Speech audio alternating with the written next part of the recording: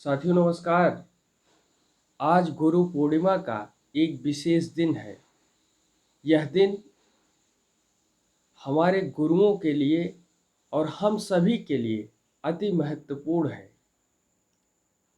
गुरु की उपमा, गुरु की महानता ईश्वर से भी बड़ी बताई गई है और कहा गया है, गुरु ब्रह्मा गुरु विष्णु गुरु देवो महेश्वरा गुरु साक्षात पर ब्रह्म तस्मै श्री गुरुवे नमः।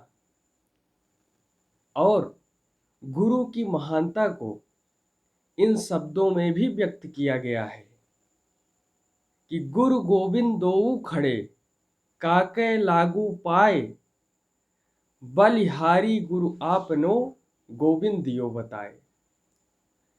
तो गुरु की महानता, गुरु की शक्ति को इन शब्दों में परिभाषित और साफ तौर पर बताया गया है। आज गुरु पूर्णिमा का यह विशेष दिन हमें उन सभी गुरुओं के प्रति आभार व्यक्त करने का है जिनका हम सभी के जीवन में अतुलनीय योगदान है, जिनके नैतिक प्रयासों और शिक्षा के लिए किए गए प्रयासों के परिणाम स्वरूप आज हम रोजाना नित नई ऊंचाइयों को छू रहे हैं, नए नए ज्ञान को सीख रहे हैं, अर्जित कर रहे हैं। गुरु पूर्णिमा का यह पावन पर्व हमें बहुत सारी बातें सिखाता है और अपने गुरुओं के प्रति एक बार नतमस्तक होकर के आभार प्रकट करने के लिए प्रेरित करता है। अपने गुरुओं के प्रति श्रद्धा भाव से अपने मन के अंदर नमस्कार करने के लिए प्रेरित करता है। गुरु का स्थान सबसे पहले जब बालक का जन्म होता है तो बालक का जन्म के 5 वर्षों तक माँ ही बच्चे की प्रथम गुरु होती है। माँ के द्वारा जो कुछ भी सिखाया जाता है वे सारी चीजें जिंदगी भर कहीं ना कहीं हमें प्रभावित करती हैं। एक विद्वान महोदय ने यहाँ तक कह दिया कि शैशवावस्था से बाल्यावस्था तक एक ऐसी अवस्था होती है जिसमें मुझे बच्चों को कुछ भी बनाने के लिए कहा जाए तो मैं उन्हें बना सकता हूँ, क्योंकि इस समय बच्चों का दिमाग एक कोरे कागज की तरह होता है जिस पर कुछ भी लिख दिया जाए तो जिंदगी भर मिटता नहीं है। ऐसी स्थिति में गुरु का योगदान, उस समय बताई गई बातें सारी जिंदगी हमें कहीं ना कहीं प्रभावित करती है। इतना ही नहीं, हमारे जीवन में आध्यात्मिक गुरु और शैक्षिक गुरु, शैक्षिक योग्यता से लेकर के आध्यात्मिक सिद्धि तक हर जगह हमें गुरु की महत्ता का ही योगदान अपने जीवन में मिलता रहता है। गुरु न सिर्फ अपने ज्ञान को हमारे अंदर उड़ेलते हैं, सजोते हैं, बल्कि वे हमारे नैतिक मूल्यों का भी निर्माण करते हैं।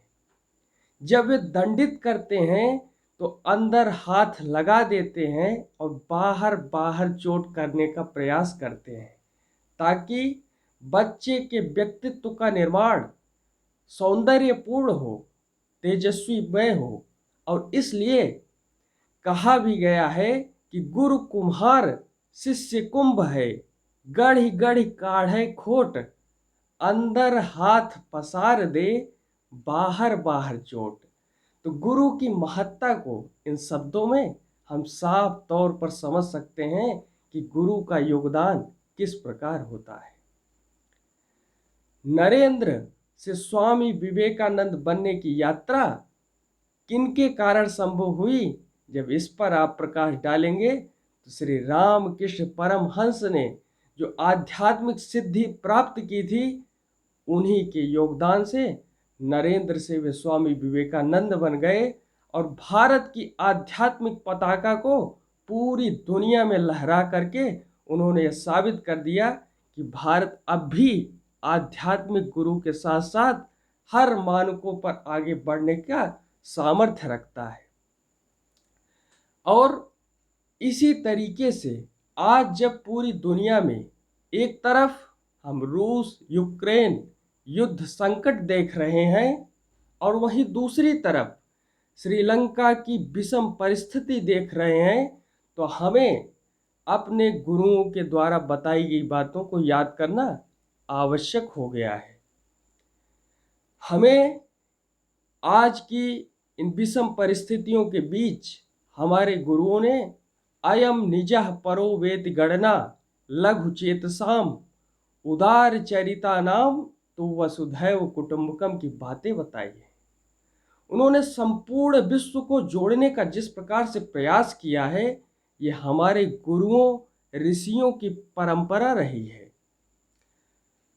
आचार्य आर्यभट्ट हो, वराह मिहिर हो और जितने भी हमारे खगोल शास्त्री ऋषि मुनि की परंपरा से जो हमें बातें पता चली है, चाहे वह शून्य की खोज हो, दशमलव की खोज हो, गुरुत्वाकर्षण बल का पता सबसे पहले भारत के ऋषियों ने लगाया हो, ये सारी बातें हमें गुरुओं की परंपरा से ही मिली है।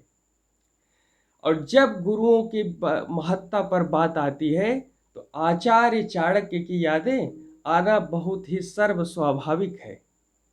आचार्य चाणक्य की कुशलता उनकी नीतिगत बुद्धि का ही परिणाम था कि हमें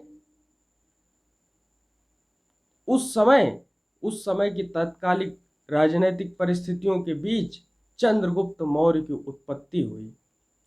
और आज भी आचार्य चाणक्य का अर्थशास्त्र, जो कि राजनैतिक व्यवस्थाओं पर लिखी गई एक पुस्तक है, ये हमारा मार्गदर्शन सदियों से कर रहा है। कितने हजारों वर्ष बीत गए, लेकिन आज भी वह समृद्ध परंपरा हमें प्रेरित कर रही है।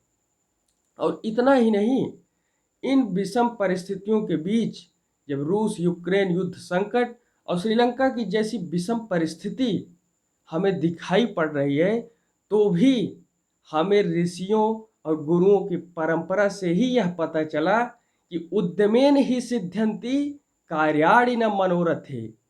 सिर्फ विचार बना लेने से ही चीजें हल नहीं होंगी, हमें दूरगामी परिणाम के लिए मेहनत भी करना है, क्योंकि उद्यमेन ही सिद्ध्यन्ति कार्याणि न मनोरथे। और इस तरीके से जो आइडिया ऑफ इंडिया है, जो हमारा सीक्रेट है सत्यमेव जयते का, जो कि मुंडोक उपनिषद से लिया गया है, और यह भी हमारे ऋषियों परंपराओं से, गुरुओं की महत्ता से ही, उनकी योग्यता से ही हमें बातें यहाँ आज तक मिली हैं। और इसे हमने राष्ट्रीय चिन्ह के रूप में भी, अशोक की जो लाट है, अशोक स्तंभ है, उसमें सत्यमेव जयते लिखा रहता है, और हमने इसे राष्ट्रीय प्रतीक के रूप में स्वीकार किया है। और आज ये भारत का आइडिया ऑफ इंडिया है, यह भी हमें गुरुओं की परंपरा से ही मिला है।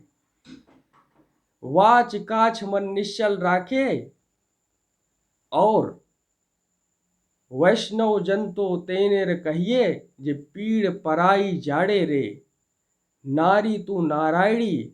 ये समस्त बातें हमें गुरुओं की ही परंपरा से मिली हैं।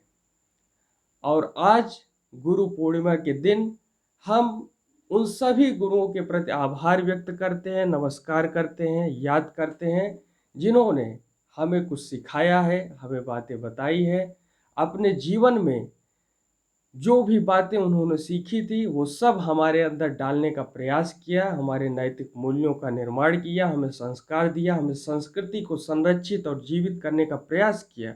और खास तौर पर पर्यावरण के प्रति हमारे गुरुओं ने हमें जो शिक्षा दी है कि हमें सस्टेनेबल डेवलपमेंट के लिए, सतत विकास के लिए किस प्रकार प्रकृति और पर्यावरण के साथ जुड़कर अपनी जिंदगी को आगे बढ़ाना है, आज उन सभी चीज़ों को याद करके गुरुओं को प्रणाम करने का है। आप सभी को प्रेम पूर्वक नमस्कार, धन्यवाद, जय हिंद।